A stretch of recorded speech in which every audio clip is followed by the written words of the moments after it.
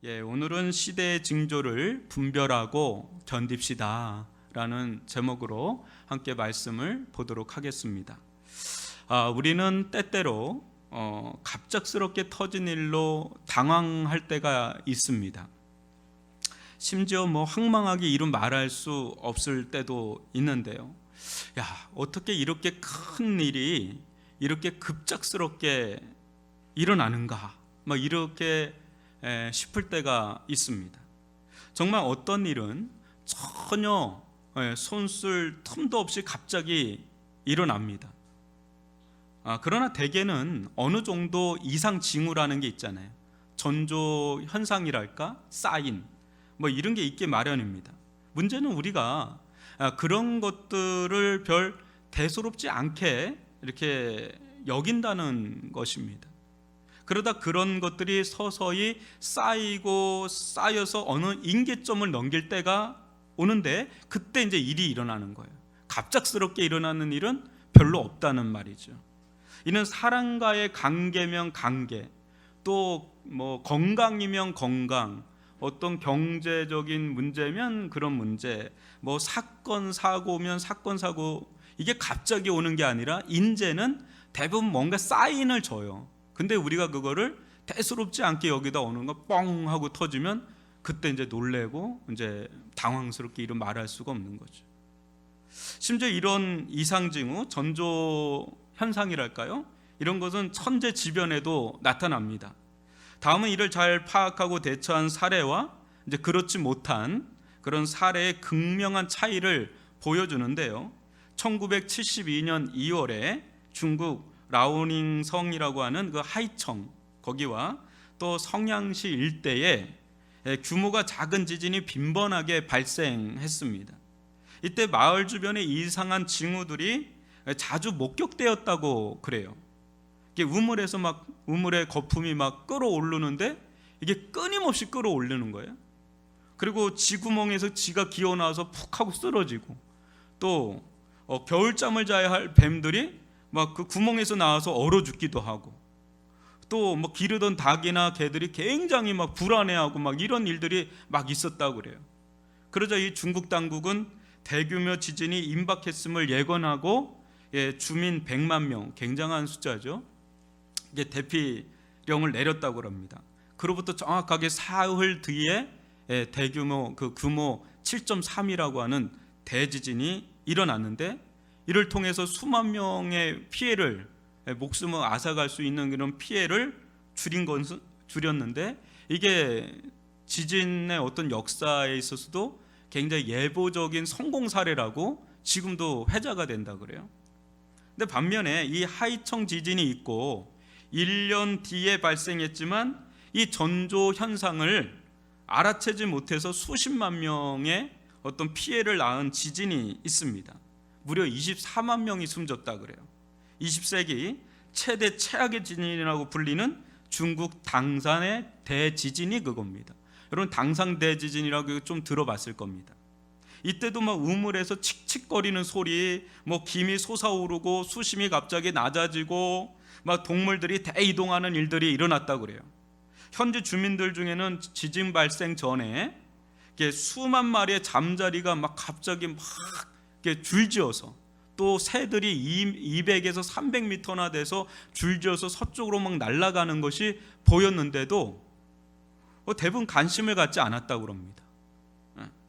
지진과 연결지어서 생각을 하지 않았다고 그래요.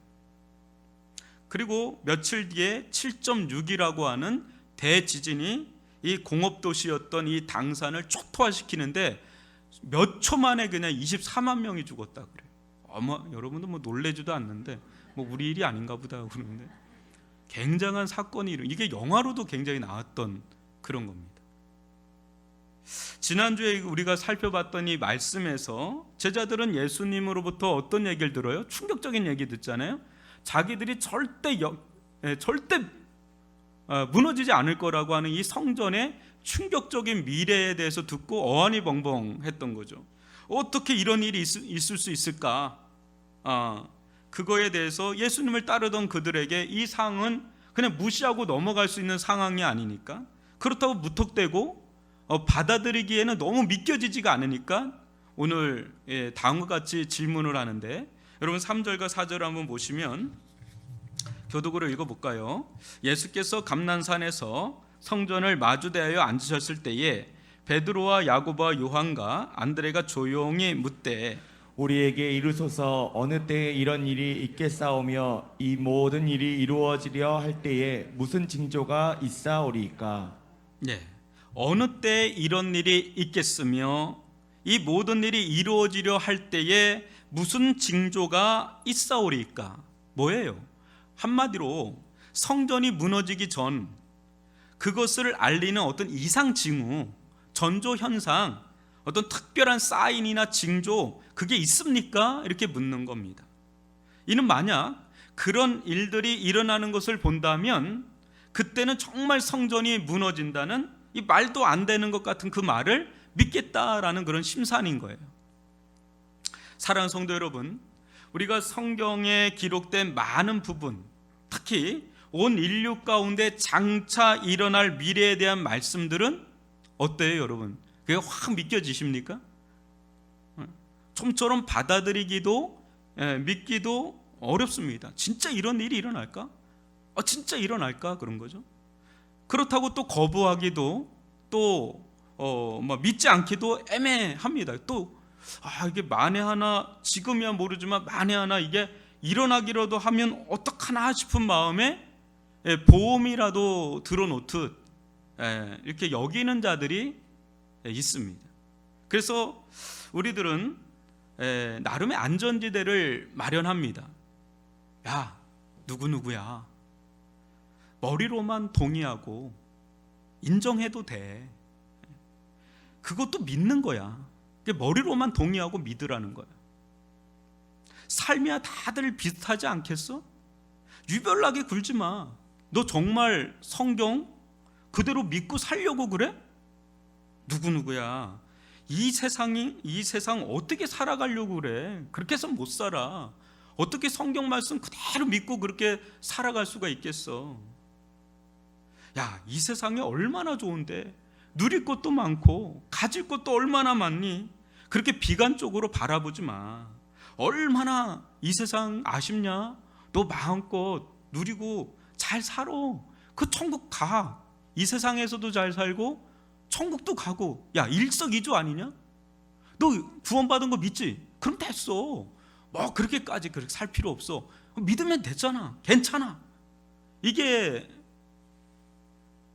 이 세상에서도 잘 살고 천국도 따놓은 당상이고 일석이조 이렇게 살아가는 이들이 얼마나 많은지 모릅니다. 여러분, 진짜 장차 일어날 일에 대해서 성경은 무지하게 얘기를 하고 있는데 여러분 진짜 믿고 그걸 대비하면서 사십니까? 그러면 우리는 아주 독특한 삶을 살 수밖에 없습니다. 그런데 오늘날 우리 크리스찬들이 독특한 삶을 살지 못하고 왜 이렇게 이도저도 아닌 회색지대처럼 애매모호한 삶을 살까요? 그것은 성경, 하나님의 말씀보다 현실이 더 크게 다가오기 때문에 그렇습니다.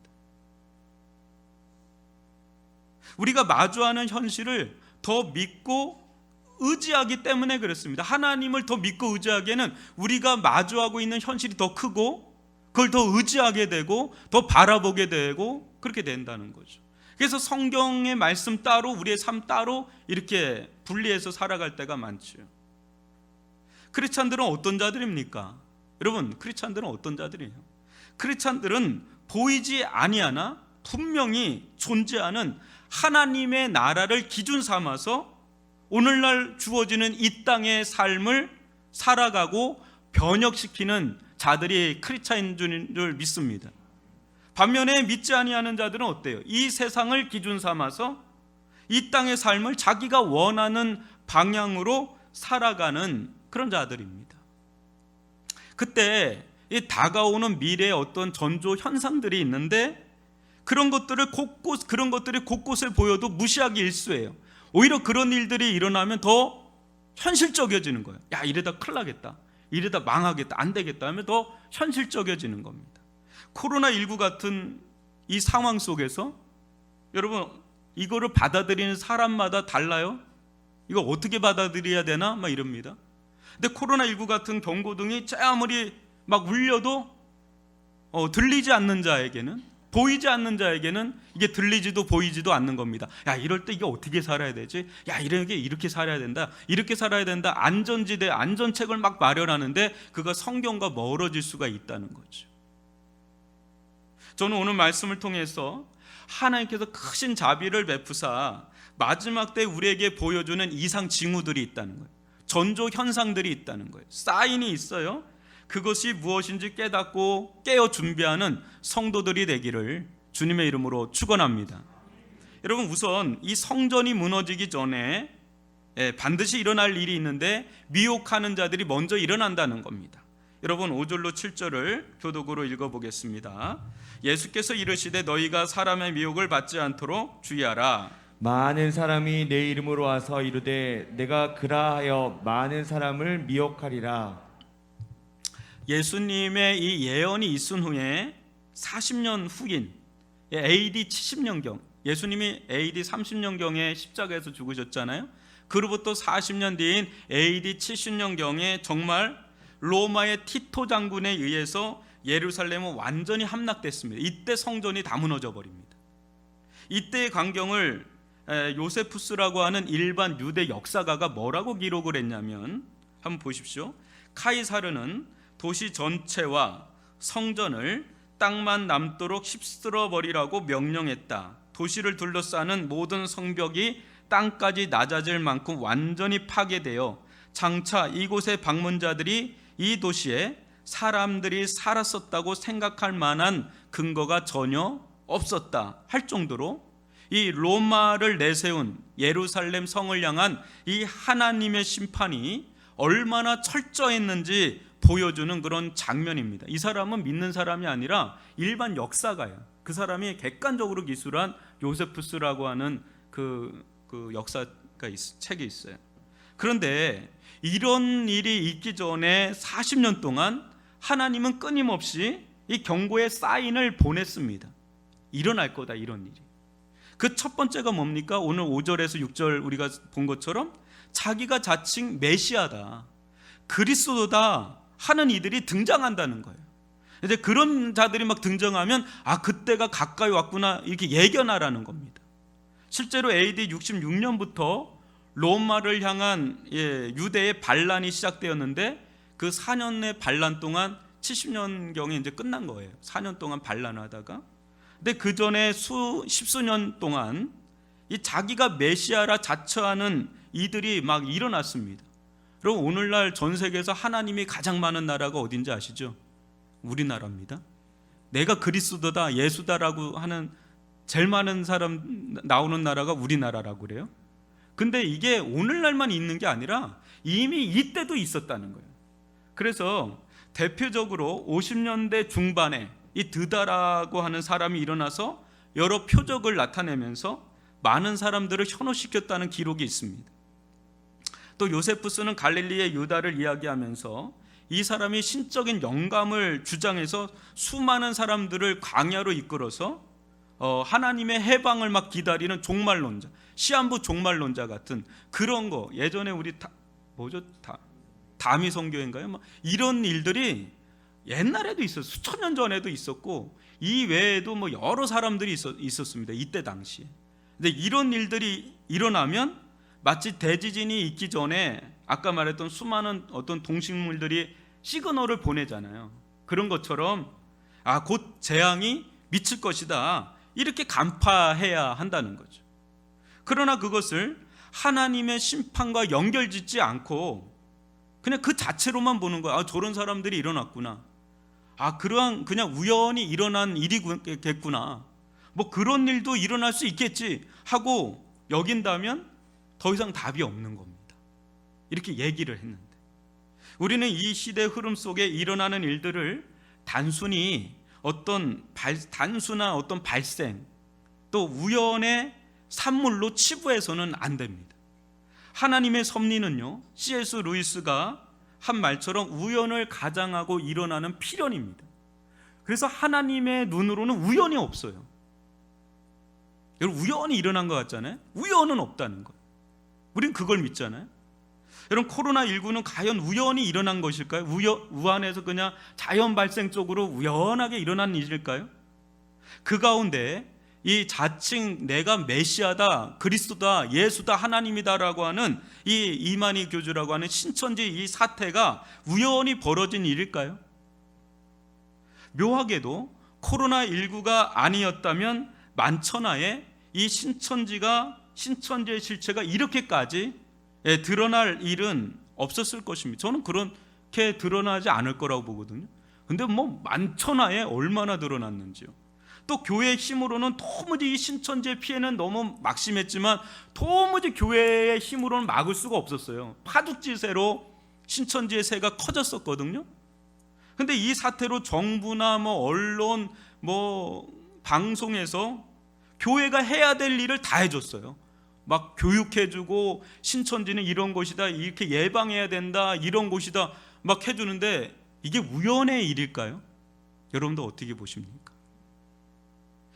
이것이 다 하나님의 숨겨진 뜻 안에서 이루어진 것인가, 아니면 우연의 산물인가? 저는 이것이 우연의 산물이라고 보지 않습니다. 하나님의 주권과 섭리 속에서 일어난 일인 줄 믿습니다. 우리는 시대 속에서 일어나는 일들이 있잖아요. 그냥 그 액면만 보지 말고 그 이면에서 역사하시는 하나님의 손길과 하나님의 행하심과 하나님의 뜻을 볼 수 있는 눈을 가질 수 있기를 바랍니다. 우연히 일어나는 게 아니라 그것을 하나님과 연결져서 바라볼 수 있는 믿음의 눈을 장착할 수 있기를 주님의 이름으로 축원합니다. 둘째는 성전이 무너지기 전에 또 일어날 일이 있는데 그것은 먼저 난리와 지진과 기근, 전쟁이 있을 것이라는 겁니다. 7절과 8절을 교독으로 읽어보겠습니다. 난리와 난리의 소문을 들을 때 두려워하지 말라. 이런 일이 있어야 돼. 아직 끝은 아니니라. 민족이 민족을, 나라가 나라를 대적하여 일어나겠고 곳곳에 지진이 있으며 기근이 있으리니 이는 재난의 시작이라. 실제 AD 40년경에 이 로마 황제 칼리큘라라고 여러분 좀 들어봤을 텐데 이 시대 때 엄청나게 난리 소문이 막 굉장히 횡행했다고 그래요. 진짜 전쟁이 막 일어날 것처럼. 근데 일어나지는 않았습니다. 소문만 막 무성했던 거죠. 그러다가 정말 아까도 얘기한 AD 66년경에 유대와 로마가 전면전을 치릅니다. 그로부터 4년 뒤에 로마의 티토 장군에 의해서 로마가 그냥 예루살렘, 이스라엘이 완전히 초토화되는데 그때 예루살렘은 대학살로 끝납니다. 어마어마한 대학살로 끝나면서 성전이고 뭐 성벽이고 다 무너지는 그런 일이 실질적으로 일어나면서 끝납니다.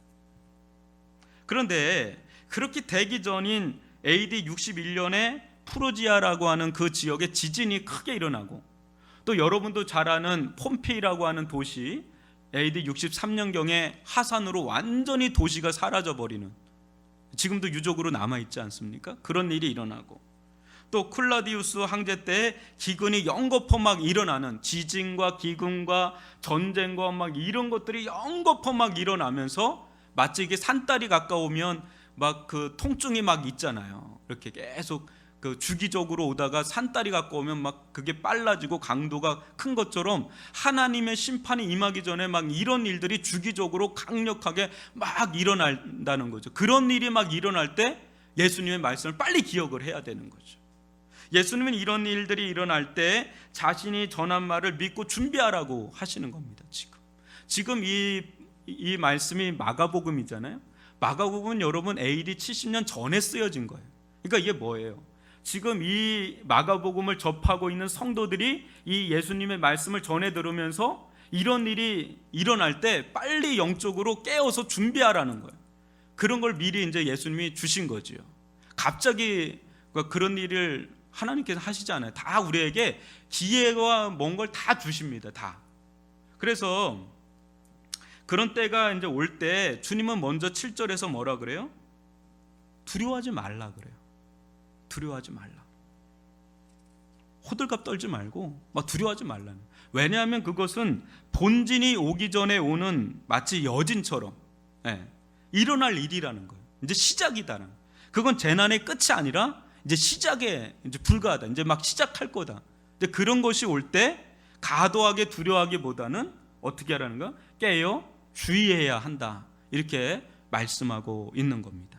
지금도 이와 같은 연속성에 있다고 봐야 합니다. 지금 예수님은 예루살렘 성전 멸망을 앞두고 하신 말씀이에요. 어떤 사람들은 이 말씀을 마지막 종말의 때 막 일어날 일이라고 하면서 막 어디서 전쟁이 일어나면 끝이 왔다 막 이랬는데 그게 아니라 지금은 문맥상 예루살렘의 멸망이 오기 전에 일어날 일들에 대해서 말씀하시는 겁니다. 그렇지만 이는 성전이 파괴되고 나면 끝날 일은 아니지 않습니까? 성전이 지금 파괴된 지가 2000년 가까이 됐거든요. 그런데도 어때요? 계속해서 이런 일들, 난리와 난리, 거짓 메시아, 뭐 기근, 재난, 전쟁, 뭐 이런 일들 계속 일어나지 않습니까? 그러니까 이런 일은 그때 이후로 한 번도 멈춘 적이 없습니다. 2000년 역사상 멈춘 적이 없습니다. 멈추는 일이 일어난다면 그것은 세상에 종말이 오고 새 하늘과 새 땅이 임하는 때일 겁니다. 그러기 전에는 계속 이런 일들이 비일비재하게 일어난다는 거예요. 오늘도 뉴스 보니까 어디서 화산 터지고 지진 일어났던데, 터키 이런 데 7점대 뭐 지진이 일어났던데요. 그러므로 우리는 지금도 앞으로도 난리와 난리의 소문이 들릴 겁니다. 나라와 나라의 전쟁이 일어날 걸 들을 겁니다. 기근과 지진이 일어날 걸 들을 겁니다. 지금은 뭐 또 이렇게 인터넷으로 바로 실시간으로 전 세계에서 일어나는 거 다 우리가 보지 않습니까? 그때 과도하게 두려워하거나 아니면 뭐 늘 일어나는 일 아니야? 뭐 그거 가지고 이렇게 뭐 호들갑을 떨어? 그렇게 하기보다는 그날이 가까이 오고 있음을 알고 영적으로 더욱더 깨어 기도해야 합니다. 저는 지금 우리가 사는 이 시대야말로 그 어느 때보다 영적으로 깨어 있어야 한다고 봅니다. 이유는 두 가지에서 그런데, 하나는 지금은 예수님 시대보다 2000년이 지난 시점이에요. 확실하게. 요한계시록을 쓴 게 AD 100년경인데 지금 2000년이 지나가고 있습니다. 그러니까 종말의 때 더 가까이 와 있는 거는 뭐 계산해도 어린애도 알 정도로 가까이 와 있는 건 맞잖아요. 이게 초침이 지금 이만큼 두 번 크게 돈 거예요. 언제일지는 몰라요. 또 하나는 지금보다 사람들을 이렇게 현실에 묶어놓은 시대는 없었기 때문에 그렇습니다. 문면사적으로 볼 때 지금의 시대보다 풍요로운 시대는 없습니다. 없었어요. 여러분, 지금 우리가 막 사내 못 사내야도 지금처럼 호황기를 누릴 때가 없었어요. 온 인류의 역사상. 전 세계적으로 모든 사람들의 관심은 노아 시대 때를 방불할 정도로 이 땅에서 잘 먹고 잘 사는 게 모든 이 땅의 온 인류의 초관심사예요. 지금은 더할 나위 없이 영적으로 잠자기 딱 좋은 그런 시대입니다. 영적으로 깨어있을 이유가 없을 정도예요. 너무 살기 좋아요. 뭐 이렇게 아까도 얘기했지만 뭐 산에 못 사는데 지금 우리가 고민하는 거는 절대적인 빈곤을 고민하는 게 아니라 더 잘 살고 싶은데 그렇게 살지 못해서 안타까운 거예요. 이렇게 살고 이렇게까지 가고 싶은데 그게 이제 안타까워서 그럴 뿐이지, 뭐 영적으로 깨어있지 못해서 막 그 안타까워하는 자들은 그리 많지가 않습니다. 어떤 이는 당군 역사 이래 이 시대보다 돈을 쉽게 잘 벌 수 있는 시대는 없다고 뭐 공공연히 얘기를 하는데, 여러분, 이는 바꾸어 말하면 이 시대처럼 성도들이 깨어 믿음으로 살지 않아도 살만한 시대가 없다는 그런 반증이에요. 이것을 단적으로 보여주는 대목이 무엇인지 아십니까? 많은 성도들이 기도해야 된다는 것은 알아요. 근데 기도할 이유, 또 더 나아가서 기도할 힘이 없어요. 내가 뭐 그렇게까지 기도해야 되나? 또 기도하려고 치면 기도할 힘이 내 안에 없어요. 무엇인지 모르게 우리는 영적인 무기력 속에 영적인 깊은 수면에 지금 들어가 있는 그런 때예요. 나도 모르게 이렇게 힘이 없어요. 영적으로 막 깨어서 뭐 하나님을 사모하고 하나님 나라를 소망하고 하나님 없이 나는 못 삽니다, 이런 거 별로 없어요. 그냥 뭔가 모르게 우리가 수면제를 맞은 것 같아요. 뭔가 모르게 계속 쭉 처지는 거예요. 그렇다고 신앙생활을 안 한다는 게 아닙니다. 그냥 이렇게 그냥 살아가는 거예요. 뭐 그렇게 유별나게 아주 그렇게 살고 싶은 마음이 없어요. 그냥 이렇게 살아가게끔 만드는. 왜 그럴까요? 지금처럼 잘 살 때가 없어서 그래요. 진짜 막 어렵고 6.25를 겪고 막 일제시대를 겪고 막 하나님 아닌 난 살 이런 시대가 아니에요. 너무 편하고 편리한 시대예요. 그러니까 우리도 거기에 이제는 적응이 돼서 점점 내가 자는지도 모르고 이제는 영적인 깊은 잠을 자는데 내가 자는지도 모르고 자는. 여러분 지금 늦지 않았으니까 잠에서 빨리 깨기를 바랍니다. 기도의 자리로 나가야 돼요. 기도의 자리로 딱 나갈 때 내가 보이는 거예요. 내 영혼의 상태가 내가 잠자고 있는지 깨어 있는지. 그러니까 여러분 기도의 자리에서 각성하기를 바라고요. 말씀이 내 안에 막 들어오는 걸 경험하셔야 되고 하늘의 권능, 이 영권을 받을 수 있기를 바랍니다. 지금 가장 조용할 때가 가장 위험한 때인 거 알죠? 6.25가 언제 일어나는지 아세요? 가장 안 일어날 때 일어나는 거예요. 동물의 왕국 보면 이 동물들이 맹수가 딱 잡을 때는 가장 안 일어날 때 일어나는 거예요. 주님이 언제 오시는지 아세요? 가장 안 올 것 같을 때 오시는 거예요. 부지불식간에 오신 도적같이 온대. 도적이 언제 이렇게 나 언제 몇 날 몇 시에 올게 그거 없잖아요. 그러니까 가장 안 올 것 같은 가장 평안할 때가 가장 위험한 때인 걸 아시고 깨어서 있기를 바랍니다. 이런 조는 분이 한두 분 있어서 제가 하는 거예요. 세 번째는요, 성전이 무너지기 전에 먼저 극심한 박해가 있을 것입니다. 9절로 13절을 한 절씩 교독해 보겠습니다.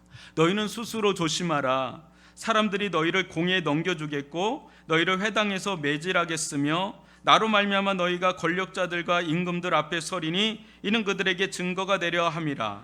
또 복음이 먼저 만국에 전파되어야 할 것이니라. 사람들이 너희를 끌어다가 넘겨줄 때에 무슨 말을 할까 미리 염려하지 말고 무엇이든지 그때 너희에게 주시는 그 말을 하라. 말하는 이는 너희가 아니요 성령이시니라. 형제가 형제를, 아버지가 자식을 죽는 데에 내주며 자식들이 부모를 대적하여 죽게 하리라. 또 너희가 내 이름으로 말미암아 모든 사람에게 미움을 받을 것이나 끝까지 견디는 자는 구원을 받으리라. 아멘. 예수님은 예루살렘 성전이 무너지리라는 이 초유의 사태를 앞두고 거짓 메시아의 등장이 있을 것이다. 전쟁과 난리의 소문과 기근과 지진이 있을 것이다. 또 그리고 마지막으로 믿는 성도들을 향한 핍박과 박해가 있을 것이다. 이렇게 하십니다. 그래서 실제 당시 로마의 역사가였던 타키투스라는 사람이 AD 64년에 네로의 박해를 기술하면서 자신들이 기독교임을 자백한 사람들을 체포를 하는데 이들의 추가 폭로로 더 많은 기독교인들을 체포했다는 그런 실질적인 문헌들이 있습니다. 이제 이것이 얼마나 심각한 상황으로 이루어졌는지는 가족까지 붕괴시키는 그런 초유의 일이 벌어졌습니다. 예수를 믿는다는 이유로 형제가 형제를, 또 아버지가 자식을, 자식들이 부모를 대적해서 죽는데 내어주는 그런 일까지 벌어졌습니다. 이게 엄청난 일 아닙니까? 자기 가족 때문에 자기가 죽는 거예요. 자기는 믿지 않거나 우리 가족 중에서도 믿지 않는 이제 가족이 있을 수 있잖아요. 또 믿어도 언제든지 변절할 수 있는 그런 믿음이 작은 아주 그런 믿음이라면 필사적으로 이런 때 엄청난 핍박과 박해 때 어때요? 믿는 형제나 자식이나 부모 때문에 자기 자신까지 죽게 되면 이게 얼마나 억울해요. 나는 믿지 않는데 내가 저 사람 때문에 내가 죽는다고 할 때 그 사람이 아무리 가족이라고 하더라도 제발 믿지 말라고 막 애원할 거 아니겠어요? 그냥 말로 믿지 않는다고 말이라도 해라. 그래야 나도 살고 우리 가족도 살지 않겠느냐. 그렇지 않으면 당신 때문에 우리 모두 다 죽게 생겼다, 막 이렇게 막 애원을 하는데 거기다 대고 믿는 이 사람이 나는 그럴 수 없다, 내 신앙 양심상 예수님을 나는 부인할 수 없다, 이런 말을 아무리 사랑하는 가족이라고 해도 막 이런 말을 듣는다고 해봐요. 여러분 어떻겠어요? 화가 머리끝까지 날 거예요. 어떻게 자기밖에 모르냐, 당신 이기주의자다, 하나님 믿는데, 예수님 믿는데 어떻게 이렇게 남모를라라고 하고 우리 다 죽게 만들 거냐, 당신처럼 이기주의적인 사람은 없다, 막 이렇게 나온다면, 우리보다 예수가 그렇게 좋냐, 그럼 우리는 죽어도 괜찮는 거냐, 막 하면서 이 강신도 중에 이 강신도 막 이러면서 화가 머리끝까지 올라가서 막 형제가 형제를 막 고발하고, 자식이 아버지를 고발하고, 아버지가 자식들을 고발하고, 막 죽는데 내어주고, 이런 일 충분히 상상할 수 있는 일 아닙니까? 제가 힌두교를 갔었는데, 인도에 갔는데 거기는 예수를 믿으면 정부에 신고를 해야 됩니다. 그렇게 되면 어떻게 되는지 아십니까? 바로 직장 생활 못합니다. 그런 데서 어떻게 예수를 믿는다고 세례를 받고 믿는다고 고백을 하겠어요? 지금도 여러분 매년 몇만 명이 순교하는지 아십니까? 순교 안 할 것 같죠? 이 시대 9만 명이 순교한다 그래요. 6분당 1명이 순교한다 그럽니다. 지금 북한에 5만 명이, 예수 믿는 사람 5만 명이 그 수용소에 갇혀 있다 그래요. 이게 우리나라는 지금 그런 환경이 아니라서, 종교 자유가 있는 나라잖아요, 민주주의는. 그래서 이렇게 하는데 안 그런 나라가 엄청 많습니다. 지금 예수를 모르는 자들에겐 유대나 로마 당국자들은 현실적으로 더 세요. 그리고 더 선량해 보여요. 또 예수는 반란과 반역, 난동의 아이콘이에요. 막 그걸 피우다가, 난동을 피우다가 십자가에 처참하게 죽은 이단의 개수처럼 보이는 거예요. 유대의 한 젊은 청년에 불과한 겁니다. 그러니 그런 예수께 막 목숨을 바쳐서 따르는 자들, 그게 제 아무리 가족이라 해도 이게 미친 자들 같은 거예요. 강신도들 같은 거예요. 그런데 예수님은 이런 일이 일어나는 것을 보거든 예루살렘의 멸망이 가까이 왔다는 사인이니까 준비하라는 그런 것입니다. 그러면서 말씀하십니다. 13절을 다시 한번 읽어볼까요? 시작. 또 너희가 내 이름으로 말미암아 모든 사람에게 미움을 받을 것이나 끝까지 견디는 자는 구원을 받으리라. 아멘. 사랑하는 성도 여러분, 우리는 세상의 빛과 소금이 되어야 합니다. 또 우리는 하나님을 사랑하고 이웃을 사랑해야 합니다. 그러나 어느 순간 우리는 예수님을 믿는다는 이유로 모든 사람에게, 심지어 사랑하는 가족들로부터도 미움을 받게 될 겁니다. 아니, 미움을 받습니다. 받을 수밖에 없습니다. 왜 그렇습니까? 왜 그럴까요? 이는 당시 세상 사람들, 특히 로마의 역사가나 작가들의 눈에 이 그리스도인들이 어떻게 비춰졌는지를 보시면 알 수가 있는 건데요. 당시 스웨토니우스라고 하는 사회 풍자 작가라고 있었는데, 그 자들이 이 그리스도인들, 1세기의 그리스도인들을 볼 때 새롭고 악한 미신을 부여받은 인간 종족이라고 묘사했습니다. 아주 미신, 아주 악한 미신을 따르는 그런 아주 천박한 종족이라고 본 거죠. 또 타키투스라고 하는 역사가는 그리스도인들을 바라볼 때 이 수치스러운 행동 때문에 미움받는 아주 파괴적인 미신의 추종자라고 이렇게 묘사를 했습니다. 그래서 네로 황제가 그리스도인들을 핍박하고 박해할 때 쓴 게 뭐냐면 피와 살을 먹는 식인 종족이다. 왜?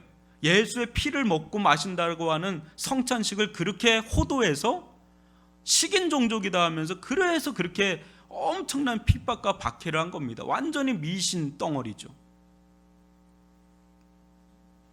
그렇지만 당시 그리스도인들이 그렇게 엄청난 핍박과 박해를 받으면서도 끝까지 하나님을 신뢰하고 예수님을 믿고 산 이유가 뭘까요?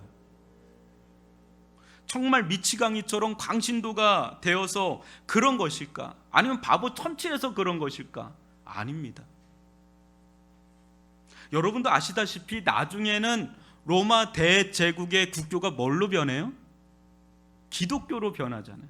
대반전의 역사가 일어납니다. 콘스탄티 대제가 기독교를 국교로 명명하죠. 그런데 아이러니하게도 기독교의 본격적인 타락은 핍박과 박해 시대 때 오지 않고 언제요? 콘스탄티 대제가 기독교를 국교로 받아들이면서 기독교의 본격적인 타락이 오기 시작합니다. 정말 역사의 아이러니 아니겠어요? 왜 그럴까요?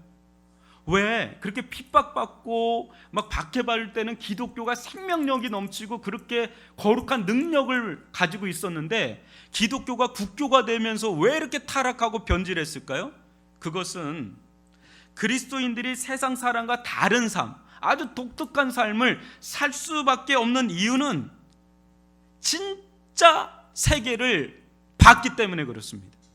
이 땅에 살면서 로마가 진짜가 아니라 자기가 속한 이 유대 나라가 진짜가 아니라 하나님의 나라를 진짜 본 거예요. 그냥 경험한 거예요. 그거를. 이는 내가 태어난 국가가 기독교 국가라서 될 성질도 아니고 내가 태어난 가정이 기독교 가정이라고 돼서 될 문제가 아니라는 거예요. 이건 사람의 교육으로 될 문제가 아니다라는 거예요. 그것은 어떤 말이나 환경의 차원을 넘어서는 어떤 일이 그 사람 가운데 일어난 겁니다. 뭡니까? 세상이 어떻게 돌아가는지 모르는 바는 아니지만 진짜 현실 세계인 하나님의 나라가 어느 날 그 사람의 영혼 가운데 들어온 거예요. 도무지 부인할 수 없는 일이 자기 안에 들어온 거예요. 부인하기에는 너무나 분명한 일이 자기 안에 들어온 겁니다. 그렇기 때문에 다른 삶을 살아갈 수밖에 없는 거예요. 내가 여태까지 이 로마라고 하는 대제국을 봤는데 그것과 비교할 수 없는 하나님의 나라를 자기 직접 본 거예요. 들은 거예요. 경험한 거예요. 우리들도 여러분 이 자리에 이렇게 앉아있지만 일반 세상 사람들과 별반 다를 게 없었던 사람이에요. 저도 그렇고. 전 20년 동안 교회를 한 번도 나간 적이 없고 오히려 절을 다녔던 사람이에요. 구슬하고 오히려 부적 가지고 다니고 그랬던 사람. 교회 다니는 사람 치고 그렇게 죄송합니다. 제가 목사가 됐는데 굉장히 고리타분한 사람들이었어요. 제 눈에는. 아우 왜 교회 다녀? 절 땡땡 치는 거 얼마나 좋아. 이게 풍광, 이렇게 풍경 이런 거 있잖아요. 너무 고즈넉하고 오히려 절이 좋으면 좋지. 교회 사람은 그렇게 고리타분하게 보여서 제 눈에는. 죄송합니다. 그런데 어느 순간 세상을 모르는 바는 아니나 복음의 능력이 내 안에 역사하는 그 순간에 완전히 눈이 열리는 영적 개안이 되는 그런 경험을 한 것이지요. 그때 내가 사는 세상이 다가 아니구나. 내가 세상을 잘못 바라보고 있었구나. 이 세상만이 전부가 아니구나. 이 세상 나라를 넘어서 하나님의 나라가 있구나. 이게 보인 거예요. 깨달은 거예요. 그런 눈으로 세상을 보고 나를 보니 완전히 다르게 살 수밖에 없죠. 도저히 그 이전처럼 살 수가 없는 거예요. 그러니 세상이 미신이라고 비웃어도 그 길을 가지 않을 수 없는 사람이 되는 것입니다. 여러분, 본자는 본대로 삽니다. 아무리 들어도 보지 못하면 그렇게 못 살아요. 그냥 본자는 본대로 안 살 수가 없어요. 사랑하는 성도 여러분, 우리가 믿는 이 복음 있죠. 이 복음. 세상과 얼마나 배치되는지 모릅니다. 왜 미움받는지 알아요? 배치되니까. 세상에서는 좋은 사람을 복음은 용서받을 죄인이라고 합니다. 누가 좋겠어요? 이렇게 얘기하는데. 누가 봐도 좋은 사람인데 복음은 용서받을 죄인이라고 합니다. 세상에서는 성공한 사람인데 복음은 구원받을 자라고 합니다. 세상에서 성공을 했는데 나보고 구원받을 불쌍한 자라고 하니 이게 얼마나 배치되는 일이에요.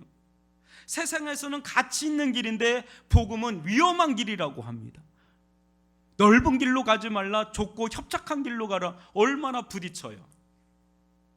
세상에서는 자신을 위해 사는 길이 살 길이라고 하는데 복음은 자신을 위해 자신을 죽이는 길이 살 길이라고 하니 얼마나 부딪혀요. 세상에서는 이 땅의 소망을 가지고 살라 하는데 복음은 하나님의 나라의 소망을 품고 살라 하니 얼마나 부딪혀요.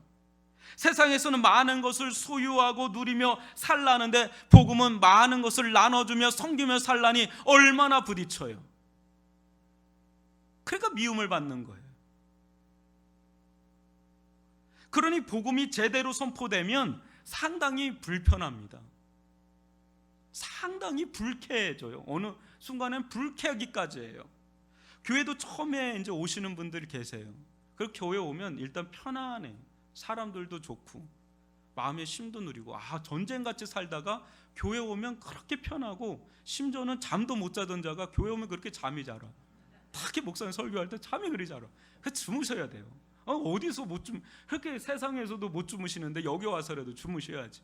자다가 또 은혜 받겠죠. 자다가 깨다가 설교도 길기 때문에 깨서 또 보면 또 하나 건질 게 또 있는 거예요. 그러나 복음을 계속해서 들으면 어느 순간 굉장히 불편해집니다. 뭐라고?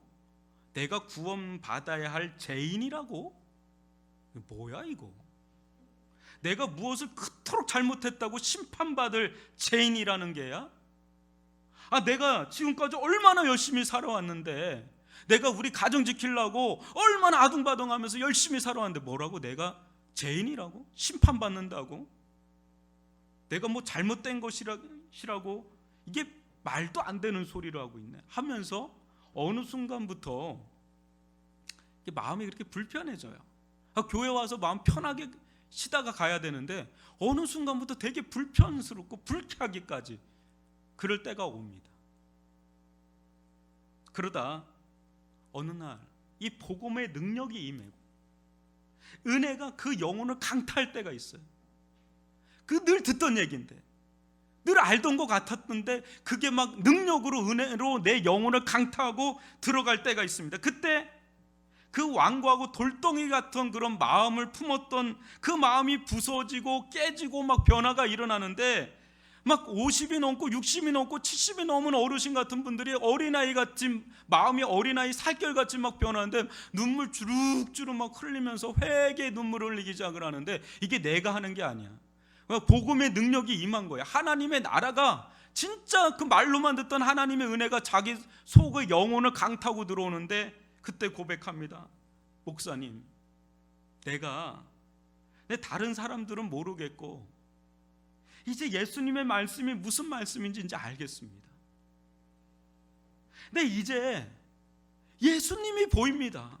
목사님 그렇게 말씀하셨던 그 예수님이 내 눈에 이제 보여요. 하나님의 나라가 보입니다. 내 지금까지 살아온 삶이 이렇게 후회된 적이 없습니다. 난 나름 열심히 살아왔고 성실히 살아왔는데 이렇게 후회된 적이 없습니다. 목사님, 근데 이제 하나님 앞에 새로운 삶을 살렵니다. 이렇게 눈물 흘리면서 고백하는 성도들을 봅니다. 그때 그분도 눈물 흘리지만 그분을 위해서 기도하고 섬겼던 주변에 있는 많은 사람들도 그냥 눈물 흘려. 왜? 그 사람이 어떤 사람인지 아니까. 그 사람이 이렇게 변화될 사람이 아닌데 그 말로 해서 변화될 게 아니잖아요. 사람이 50이 넘고 60이 넘고 70이 넘는데 어떻게 사람이 변합니까? 근데 하나님의 은혜는 사람을 변화시킬 줄 믿습니다. 하나님의 이 복음의 능력이 그 사람을 완전히 뒤집어 놓는 겁니다. 그때 이 전혀 새로운 삶을 살게 되는, 완전히 우리 부인할 수 없는 하나님의 능력의 역사, 하나님의 이 구원하신 역사가 우리에게 임할 때, 그때 그 은혜를 받은 자는 이제 이전처럼 살려고 해도 살 수가 없어요. 아마 여러분들 가운데 예배하지 말아라, 기도 드리지 말아라, 하나님 말씀 드리지 말아라, 찬송하지 마, 막 이렇게 얘기하면 아마 여러분들은 그게 고문일 거예요. 여러분들에게 최고의 고문은 그게 고문일 겁니다. 그렇게 이전처럼 살려고 그래도 그렇게 안 돼요. 사람 변화된 거예요. 완전 본 거죠, 들은 거죠, 열린 거죠. 아멘이십니까? 코로나19로 오늘날 많은 사람들이 불안해합니다. 심지어 종말의 때가 가까운 거 아니겠나 막 이렇게 말하는 사람도 있습니다. 여러분, 종말의 때는 아까도 얘기했지만 이미 2000년 전부터 시작이 된 거예요. 예수님 시대부터 이미 종말은 시작이 된 겁니다. 째깍째깍 계속 시간은 가고 있는 겁니다. 우리들은 오늘 예수님의 말씀을 들으면서 단순히 성전 멸망, 지금 이 말씀 성전이 멸망하기 전에 이런 일이 일어날 거다라고 하는 예견의 말씀이지만, 오늘날 이 말씀은 오늘날에도 우리에게 적용되어지고 있는 말씀이다. 오늘날도 계속해서 경고의 사이렌을 우리에게 울려주고 있는, 이 경종을 울리는 그런 말씀이에요. 왜? 지금도 계속 이런 일은 일어나고 있기 때문에. 근데 그것이 주기가 이제 빨라지고 강해지는 때가 이제 조만간 올 수 있겠죠. 그게 우리가 살아생전에 올 수도 있고 아니면 우리 죽음 이후에 올 수도 있지만, 그런 때는 계속 우리들 가운데 오고 있다는 겁니다. 그때 여러분, 단순히 두려워할 것도, 또 그렇다고 영적으로 잠잘 것도 아닌 우리가 해야 될 건 뭡니까? 정신을 바짝 차려서 깨어서 주님을 맞이할 준비를 해야 됩니다. 지금이라도 나를 데리고 간다면 언제든지 마라나타 주여 어서 오시옵소서 하면서 맞이할 준비를, 늘 기름을 준비하고 있는 다섯처녀, 슬기로운 다섯처녀처럼 그렇게 깨어서 준비하는 그런 성도들이 될 수 있기를 주님의 이름으로 축원합니다. 여러분, 주님이 오실 때는 가장 안 올 때 오십니다.